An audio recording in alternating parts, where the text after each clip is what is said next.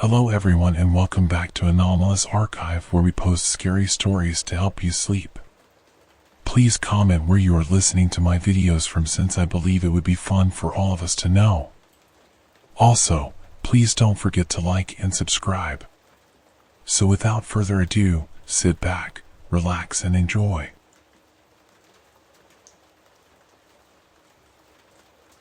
Edward asked the taxi driver to stop in the courtyard, short of the first entrance.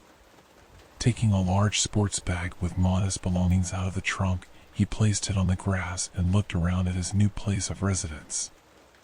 A 5-story building of pre-revolutionary construction, often associated by most citizens with dilapidated and uninhabitable housing. But the young man liked such antique apartments, primarily because of their tranquility. Such houses were usually inhabited by either elderly people or quiet family couples. Unfortunately, exceptions occurred, where the vintage building turned into a refuge for alcoholics, drug addicts, and other societal outcasts, or people like Edward, a former rock climber and now an industrial climber, deeply despised. After taking in the view of the pre-revolutionary architecture, Edward slung the bag over his shoulder and headed toward the last entrance. Awaiting him was a spacious rented 2-room apartment on the 3rd floor. Entering the entryway, Edward involuntarily flinched. Standing in the middle of the platform was a strange mannequin, eerily lifelike. Approaching closer, he smiled. Some artisan had created an exact human figure out of book pages and scraps of newspapers. But the surprises did not end there. Climbing to the 2nd floor, near one of the apartments, the climber noticed a stack of books at least 30 centimeters high. He assumed the residents had left the literature for anyone interested. Edward quickly browsed through the selection and, without much thought, chose an old science fiction book, Ray Bradbury's The Martian Chronicles. Pleased with his find, he tucked the novel under his arm and continued to his apartment. Indeed, remarkable people live here, he thought. On every floor, he encountered paper mannequins, numbering from 1 to 3 per level. On the windowsills of the arched windows, lilies of the valley, poppies, and, curiously, small but well-maintained thistle bushes played in mosaics of long flower pots. Opening the door, Edward stepped across the threshold, dropped the bag from his shoulder, and surveyed the apartment. How long I've waited for this, he thought. A separate spacious apartment with high ceilings and the potential for not only renting but eventual purchase. After years of living independently, he had grown tired of narrow, cramped apartment houses, and especially of dormitories with perpetually drunken neighbors, loud music, and fearless cockroaches. Most importantly, the price was surprisingly low. He hadn't even unpacked his things when there was a knock at the door. This surprised him a little. No one knew him here, and, truthfully, Edward hadn't planned to get acquainted with the neighbors. Looking through the peephole, he saw an anxious woman in her late 50s standing on the landing. Puzzled, Edward opened the door and looked questioningly at the short, slightly plump stranger in a housecoat. The woman, glancing fleetingly at the staircase, began speaking almost in a whisper. "I'm your neighbor from the 2nd floor. Did you happen to take a book? You see, it's for the watcher. He's supposed to take it today. Please return it, or he'll be displeased." A bit embarrassed, the young man went into the bedroom and, picking up the novel he liked, awkwardly apologized and returned it to her. He felt a strong sense of guilt, as though he'd stolen it. Hastily explaining that he thought the books were left out for everyone, Edward tried to close the door. But the modest woman unexpectedly grabbed the handle, placed her foot between the threshold and the door, and, leaning slightly forward, conspiratorially whispered, "I don't know if you were warned, but just in case, let me remind you, don't even think about closing the curtains tonight. Sleep only in the bedroom facing the window. And don't forget to put out books or newspapers in a week, making sure the stack is no less than 30 centimeters high. But someone will probably come to explain everything to you soon. Goodbye." The strange woman hurriedly departed. Edward, closing the door, smirked in surprise and rhetorically muttered, "What on earth was that about?" Pouring himself a strong, sweet tea with lemon and quickly slicing some sandwiches, the young man unpacked his few belongings while chewing. Then came another knock at the door. This time, a whole delegation stood outside, 2 women over 50 and a frail, gray-haired old man of indeterminate age, all dressed in black. Exhaling noisily, Edward opened the door and politely inquired, "Good day. What can I do for you?" "Good day, young man," the old man replied. "I'm your neighbor from the 5th floor, Sullivan Grant. I'm here to brief me tenants to avoid any incidents. You see, our newly excluded ground floor resident, this house has a certain set of rules, and you do well to follow them. Don't get the wrong idea, it's not our whim, unfortunately, but a necessity. Some rules may seem rather strange to you, but they must be observed. Otherwise..." The old man glanced at the staircase and spoke in a markedly lower tone, as if fearing someone might overhear. "Otherwise, young man, he'll devour you." Edward froze in shock, and the old man added, "One more unpleasant detail, you won't be leaving here. It's not allowed. Once you're here, you stay here. You are now part of this house. The watcher, who lives in the basement, is your and our observer, whether you want it or not. He strictly monitors compliance with the rules. At the first violation, he gives a warning, but only once. On the next occasion, you will disappear. So, young man, do not neglect the rules. Here, I wrote them down for you. Have a good day and a pleasant move-in." And the old man, shoving a neatly folded notebook page into his hand, closed the doors himself, and the black-clad delegation departed. The young man locked the door and muttered, "What a bunch of weirdos." The young man went into the bedroom, carelessly tossed the note onto the table, and continued unpacking his belongings. He only remembered it after dinner. Unfolding the sheet, he whistled in surprise and began to read aloud. 1. Never close the curtains. 2. Every Thursday, wash the floor by adding 1 sausage or a couple of slices of salami to the water. Do not use cleaning products. 3. In the window boxes outside each apartment, plant 1 flower each of poppy, lily of the valley, and a small bush of thistle. 4. Water the flowers with the water used for washing the floor. 5. Once a week, place a stack of books or magazines outside the door in turn, at least 30 centimeters high. 6. On Saturdays, put a plate of soup on the kitchen window and leave it until it spoils. The window must remain open. 7. Do not place anything on the windowsills inside the house. 8. Wear only black clothes, as black clothing signifies joy and love for the house and solidarity with the rules. 9. Sleep only in the bedroom and on the bed, which must be placed in front of the window. 10. Do not touch or move the mannequins in the entryway. Death will come instantly, without warning. 11. Do not leave the house for more than 3 days through the door. You are now part of the house, and if this rule is broken, the watcher will find you and treat you as a traitor. 12. If a window glass breaks, do not replace it for a week. In cold weather, the period is exactly 3 days.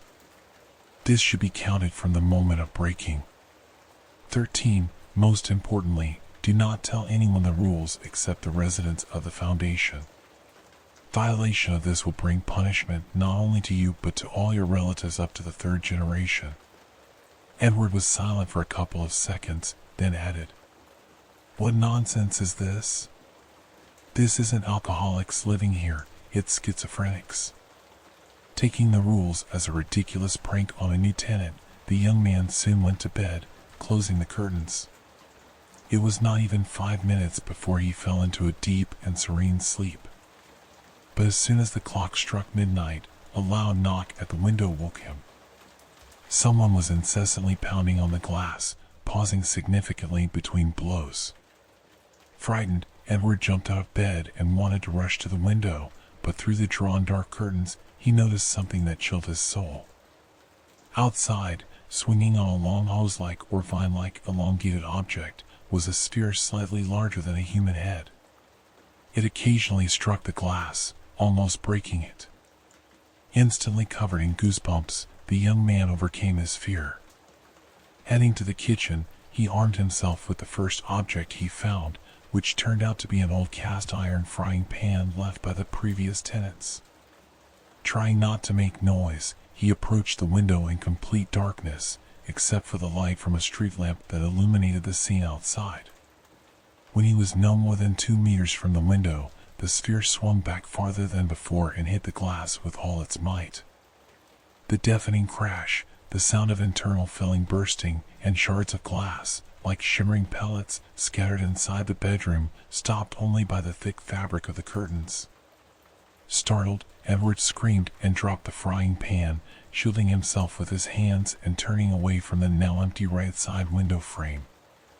When he turned back, he saw the dark sphere swaying as it slowly disappeared below the windowsill. Not understanding what had just happened, the young man decided not to approach the window until morning and planned to clean up the glass then. He also resolved to question the older residents about what this was and why such strange rules and the story of the Watcher had been given to him. He still saw it all as a bad joke. Waking up closer to noon, Edward initially thought it had been a nightmare. But the frying pan on the table and glass shards on the floor quickly convinced him otherwise. After cleaning up the aftermath, he called a carpenter he knew and arranged for the window to be replaced. The impact had damaged the bottom frame and had been literally wrenched inward. Additionally, the young man discovered traces of pink slime. Scraping off a bit with his finger, he sniffed it. There was no smell at all. After tidying up, he got dressed and left the apartment. On a bench near the house, like an integral decoration of any yard, sat 3 old women dressed entirely in black. Seeing the new tenant, they began speaking much more quietly, all while glancing in his direction. But as soon as he approached them, they immediately got up and hurriedly left without even replying to his greeting. Edward looked around and noticed not a single person in the yard. It was as if everyone had vanished. He also noticed there were no cars. Cursing under his breath, he turned back toward home. But then someone called out to him, and he looked around, seeing no one. Only when asked to look up did he notice the same old man who had brought him the rules. Sullivan Grant waved his hand and invited him over. Climbing to the 5th floor, he found the door already open and welcome. He was expected. The old man beckoned him into the kitchen and poured him some tea. The young man wanted to ask the first question, but the old man stopped him with a gesture and said, "I already know what happened. They told me, young man. And you don't believe in anything until you hit your head against the wall. Let me first tell you who the Watcher is, and then, if you have questions, you can ask them." And, after receiving an affirmative nod, he began to speak. "We call it the Watcher. How long it's been here, I can't even remember. Somewhere around 15 to 17 years. One day, a notice appeared with a list of rules. At first, we all thought it was a joke, just like you. But after the second disappearance, we went straight to the police. They turned everything upside down, including even the basement, but found nothing. And then there were 2 more disappearances. And during the second one, we saw it. Pink, bald, some kind of amorphous thing. It stretched its body up to the 5th floor, mostly the torso and neck. Its stomach extended only half a meter, but we never saw its legs, as if they were left in the basement. The men from the entire building got together and decided to hunt it down, but we found no one. And that night, it smashed all the windows and dragged away James, the chief instigator. After that, we accepted it and began living by its rules." "And how does it all happen?" Edward interrupted Sullivan Grant. The attacks? Simple.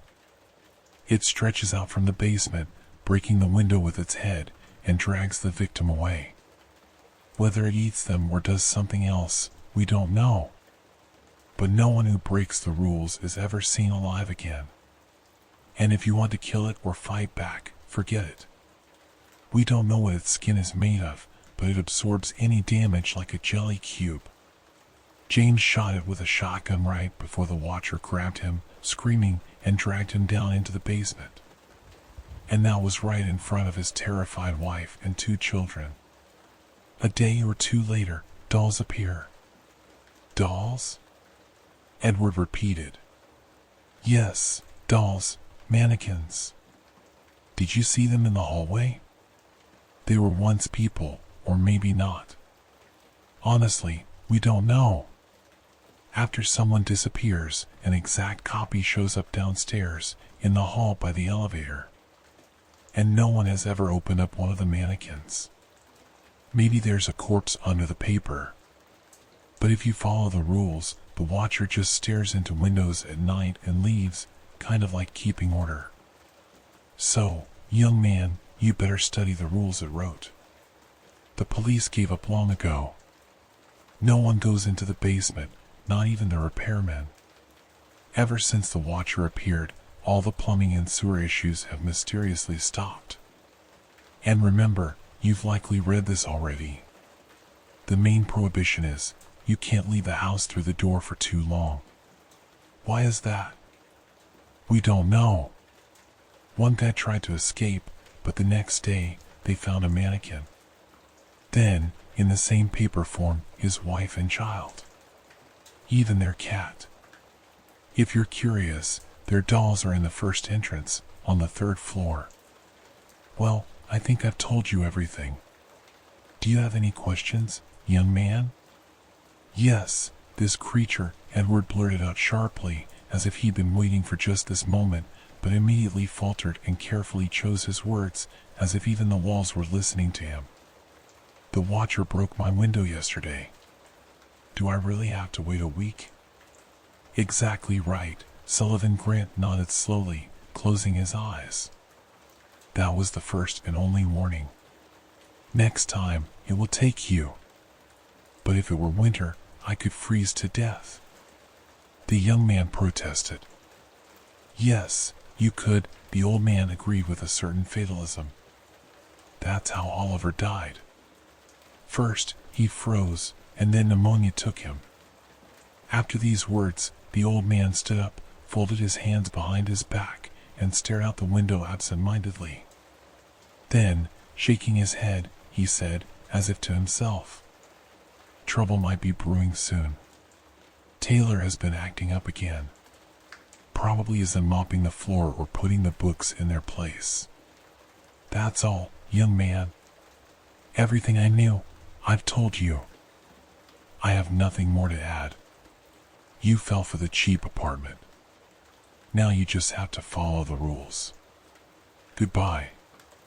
Returning to his apartment, Edward called a friend and canceled the window replacement. For now, he would follow the rules. But only for now. He had no intention of becoming a hostage to the house like the other residents. There had to be a loophole. After completing everything on the list, the young man lay down across from the window, wrapped in 2 blankets despite the warm summer weather. But the feeling of being watched kept him awake. He turned toward the wall and simply lay there with his eyes closed. Around 1 in the morning, he heard something outside the window, creaking like wood rope as it rose to his floor, murmured contentedly, and moved somewhere else. Edward felt goosebumps run down his back, his fine blonde hair standing on end, and his breathing quickened so much that even lying down with his eyes closed, his head started to spin. But just as he began to calm down, the creature made its presence known again. To the right of his window came the sound of breaking glass, and the silence of the courtyard was pierced by a woman's scream.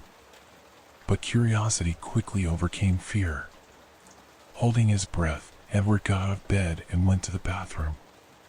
Without turning on the light, and miraculously not tripping, he returned with a small mirror in his hand.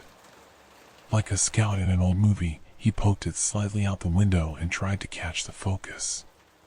When he did, he held his breath again out of nervousness. The pink creature had stretched its neck and part of its torso up to the third floor and, having grabbed a woman, was dragging her down, swallowing her up to her thighs.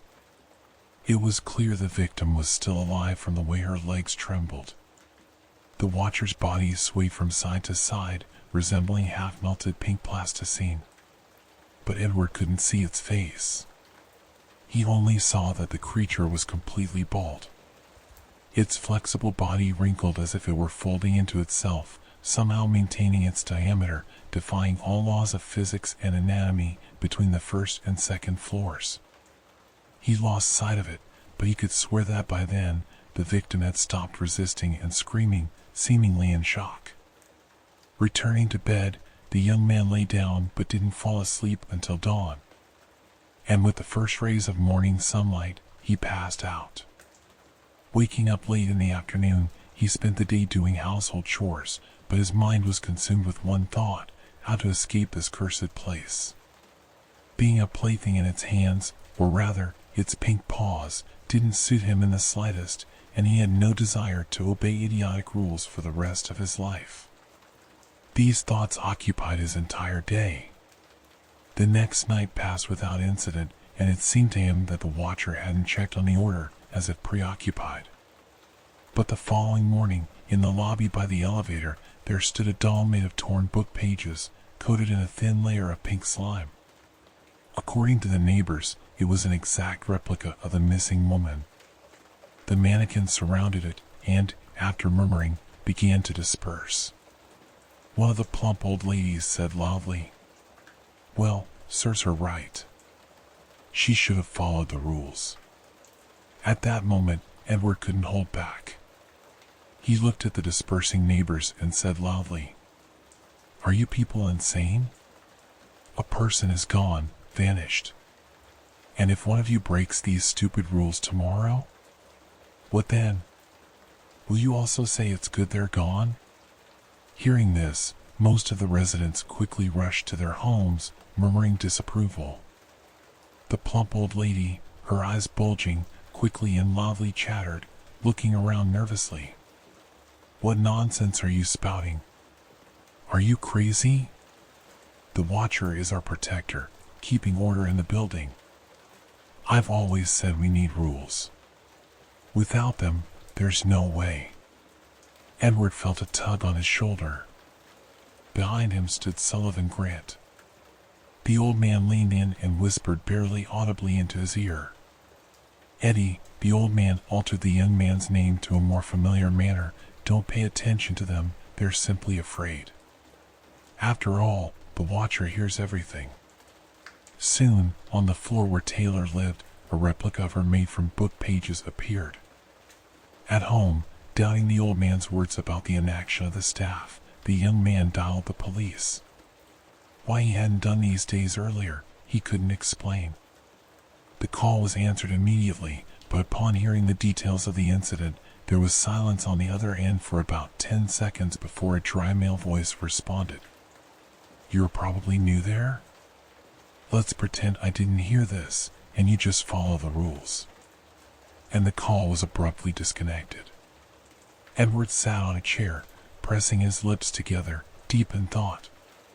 He could rely only on himself. No help was coming. The building's residents had resigned themselves to their fate, like frightened cows being led to slaughter. He picked up the list of rules, reread it carefully, and smiled. Before bed, Edward tightly drew the curtains and barricaded the windows with books he had found, empty boxes, and bags of the landlord's rags. Instead of himself, he arranged a dummy made of pillows and a rolled-up blanket in his bed, covering it with a quilt to mimic a human form. Earlier in the day, he had taken his only bag to a friend and, without saying much, asked him to hold on to it for a couple of days. He also warned him that if he didn't return, it meant he was no longer alive. His friend bombarded him with questions, but Edward waved them off, promising to explain everything later if, of course, he survived. As for himself, Dressed and shod, he lay down to the right of the window and began to wait. As night fell, the young man heard the now familiar sound. The watcher stretched out his neck and upper body, and when he peered into Edward's window, there was a disgruntled gurgle. A guttural, drawn-out bass voice broke the silence. Violated, violated. The head, its mouth stretched wide, lunged forward, breaking through the barricade and pushing aside the curtains, and with a muffled thud, swallowed the dummy. Surprised, the watcher paused for a moment, while around him, like fluffy January snow, feathers from the pillows fluttered, covering his bald head. Edward needed only a brief, fleeting glance to discern the creature. Its long neck, coated in slime, was covered in pulsating veins and interwoven strands. Its mouth had no teeth, or at least none were visible. A familiar nose was also absent. On its pink, smooth face, there were two small holes in place of nostrils, both on the left side, one above the other. There were no eyes either. Instead, in its empty black sockets, tiny, crab-like eyes twitched nervously. Its pink body resembled something between melted plasticine and dry gel. Shaking off his initial shock, Edward darted out from the corner and, grabbing the elongated body, rolled downward with it. And then something happened that he hadn't calculated. The slime accelerated him, and the young man tried harder to hold onto the creature's neck to avoid crashing from the increasing speed, but it didn't go well. A blow, a sharp searing pain in his left foot, something clicked loudly. Edward jumped up, gritted his teeth, and, overcoming unbearable pain, limped away as fast as he could. He expected a blow to his back at any moment, but what happened next surprised him more than anything in the past few days. The courtyard of the old building was filled with a guttural laugh, and the watcher stunned the area with his bass voice. Outsmarted. Outsmarted. Rule number 11, you're free, trickster. The creature rejoiced like a child amazed by a magic trick. And Edward, without stopping, limped away, unable to believe he had survived.